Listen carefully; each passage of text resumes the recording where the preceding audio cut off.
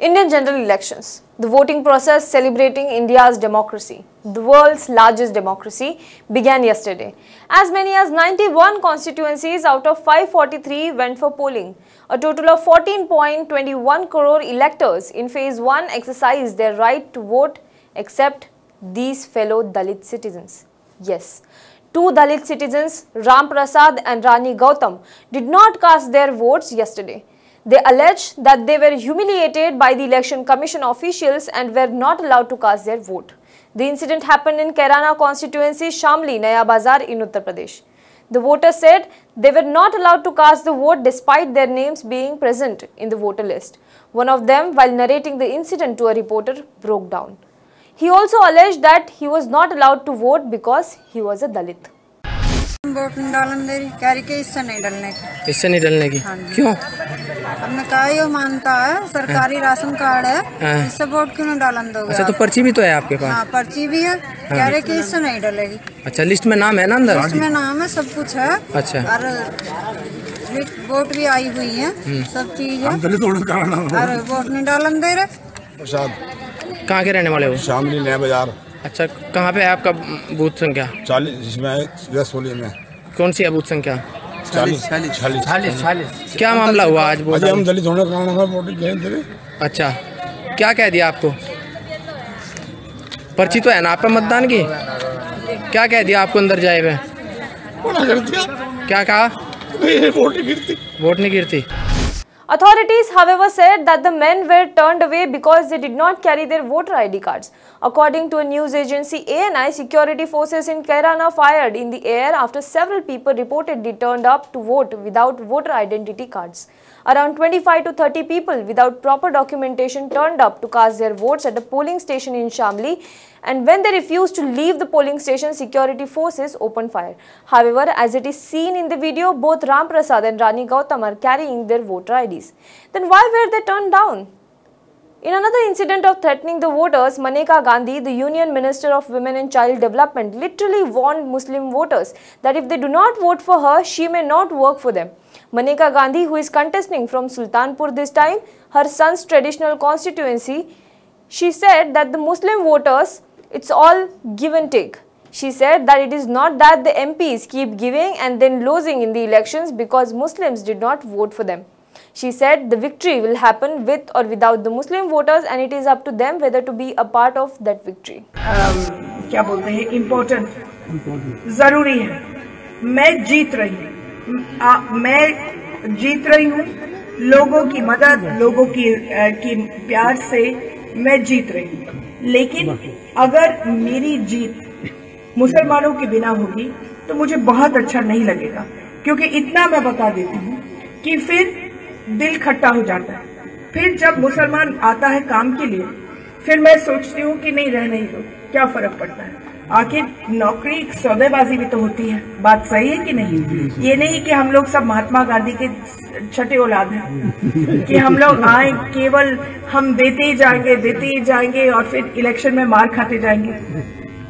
सही है बात कि नहीं सही? ये आपको पहचानना पड़ेगा। ये जीत आपके बिना भी होगी, आपके साथ भी होगी, और ये चीज आपको सब जगह फैलानी पड़ेगी। जब मैं दोस्ती के हाथ लेकर के आई हूँ, और अगर आप पीलीभीत में पूछ लें, अगर पीलीभीत का एक भी बंदा फोन से आप पूछ करके पूछे कि मेनका गांधी कैसे थी वहां, अगर आपको लगे कि कहीं भी हमसे गुस्ताखी होगी तो हमको वोट मत देना।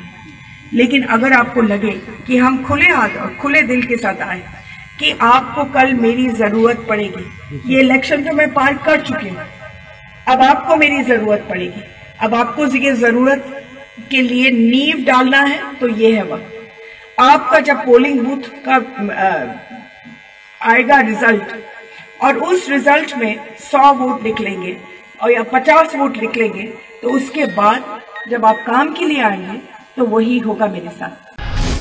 Well, this is not a sole incident. Elections are the time when our politicians do not even hesitate to play along the communal lines. And no, even those who erstwhile call themselves secular do not even flinch while making religion-based references. For example, Rajasthan Congress leader CP Joshi last year during assembly election campaign had sought to invoke the caste of PM Modi and Uma Bharti. Mayawati, who few days ago had asked Muslim voters not to divide their votes and support the SP-BSP RLD candidate. Well, the Election Commission took cognizance of the matter and sent her a notice, but will a notice deter them from making such statements in the future? It's hard to believe it will. Now, replying to her remark, UP Chief Minister Yogi Adityanath then made a statement. Again, in a rally, he said, while the Grand Alliance has Ali, the BJP has Bajrang Bali. He even said that the parties are trying to spread a green virus in the country.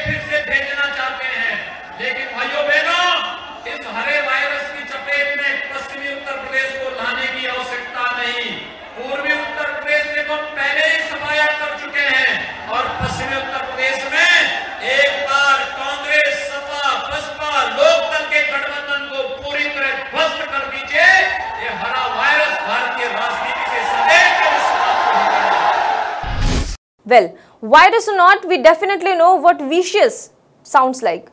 And do we forget PM Modi's statement saying Rahul Gandhi is contesting from Wayanad because the majority, that is Hindus, are a minority in Wayanad.